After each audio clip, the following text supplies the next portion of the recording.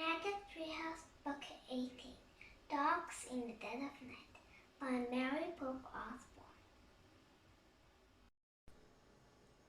Chapter 2, Buried Alive. A cold wind swept through the window.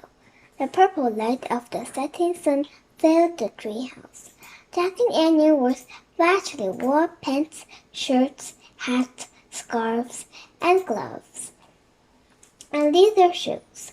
Jack's pack had turned into a leather bag. When he opened it, he saw the squirrel and a blue bottle inside, along with his notebook and pencil and the emerald rose. "So these are the Swift elves," said Annie, shivering and looking out the window. "Pretty, but cold." Jack looked out with her. The treehouse was nested between gray boulders on a mountain slope. Snowy peaks loomed overhead. Below the peaks was the snow-covered path they had seen in the picture. Smoke rose from a tall building. "This must be the Great St. Bernard Pass," said Jack. He picked up their book and turned to the page with the bookmark and read. "The Great St. Bernard Pass is an ancient road between the two highest peaks of the Alps. For thousands of years, it was the only route between Switzerland and Italy. The pass was named the Bernard for Mathen, who built a monastery there in the 11th century.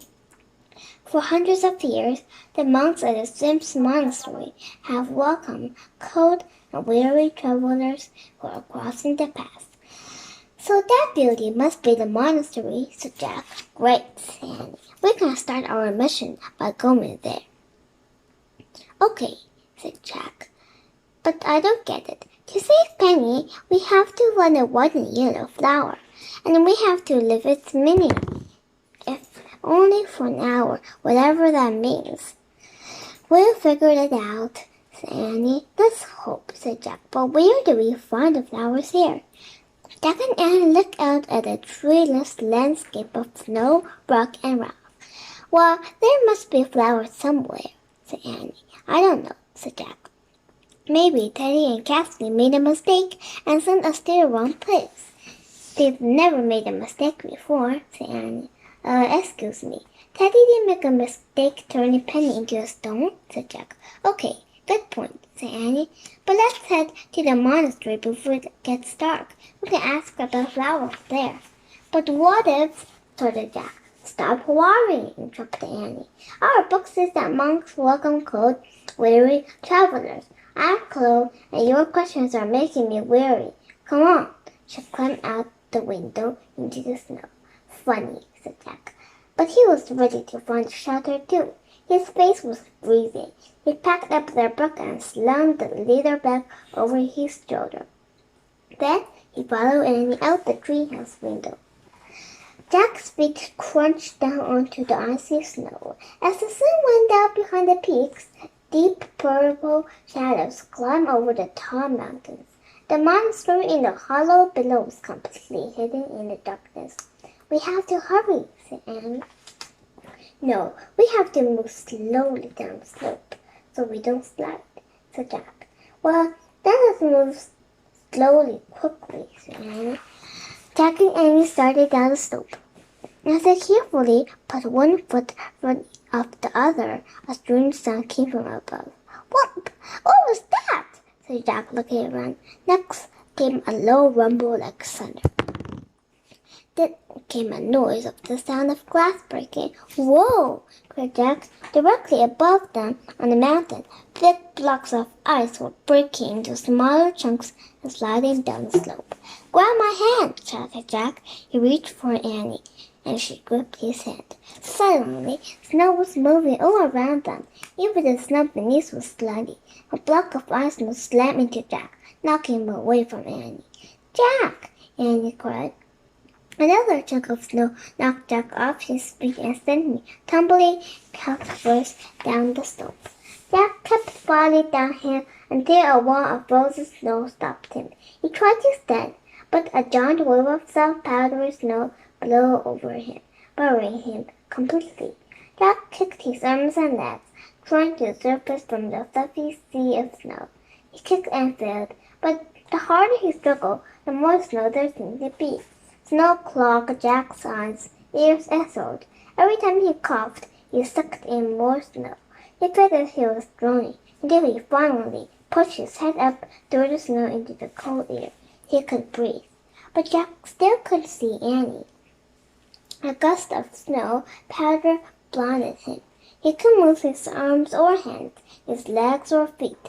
The soft snow around his body had turned hard and solid. Jack felt as if he was trapped in a cold sunset, buried up to his neck. Where was Annie?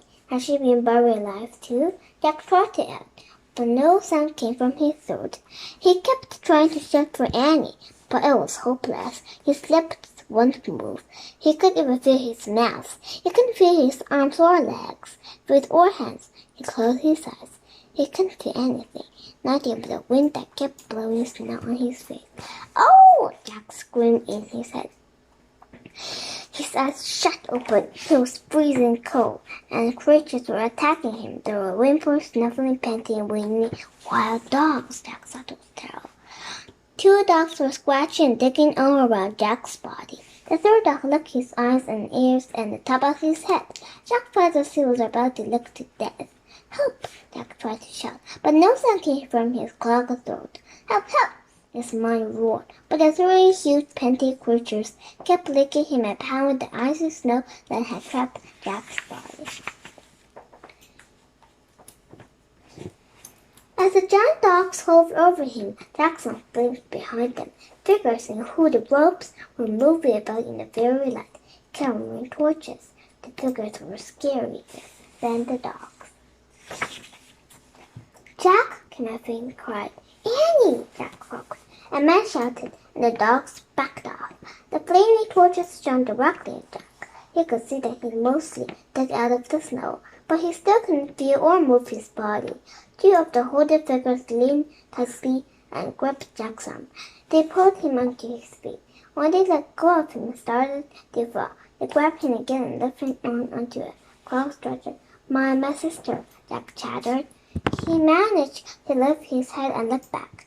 In the true light, he saw Annie laying on the stretcher, wrapped in a blanket. "She is safe," said one of the men. Who are you?" Jack asked, shivering uncomfortably. He had lost his hat and scarf in the snow. "We are monks from the St. Bernard Monastery," the man answered. He covered Jack with a heavy blanket. "Oh, thank you," whispered Jack. The 3 dogs led the way over the snowy pass, snorting and sneezing and panting. The monks followed, carrying Jack and Annie through the cold, windy dark.